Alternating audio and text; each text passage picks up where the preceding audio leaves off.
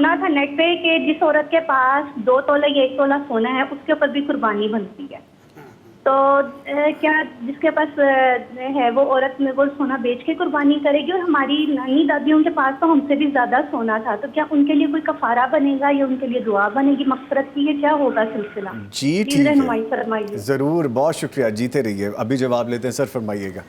یہ جو ایک موقف چل رہا ہے نا نیٹ پر کہ ہر بندہ جس کے پاس سونا ہے اس پر بھی قربانی لازمی ہے، جس کے پاس پیسے ہیں اس پر بھی قربانی لازمی، یعنی انہوں نے قربانی کو فرض عین قرار دے دیا ہے کہ ہر بندہ جس کے پاس استطاعت ہے وہ قربانی کرے. جبکہ اللہ کے نبی صلی اللہ علیہ وسلم کی ہدایات یہ نہیں ہیں کہ ایک گھر میں اگر 5 افراد ہیں، 5 مالدار ہیں تو 5 ہی قربانی کریں. خواتین جو ہیں اپنے خاوند کے ماتحت ہیں تو وہ ان کے پاس چونکہ زیورات ہوتے ہیں تو وہ بھی قربانی کریں. ایسا نہیں ہے.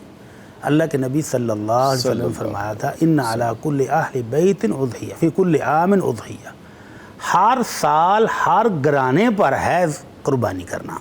تو گھرانے کے اندر بیوی بچے جتنے ہیں وہ اپنے خاوند کے زیر انتظام ہیں، ان کے زیر سرپرستی ہیں، تو ان کی ایک ہی قربانی پورے گھر کے لیے کافی ہو جائے گی. ٹھیک ہے.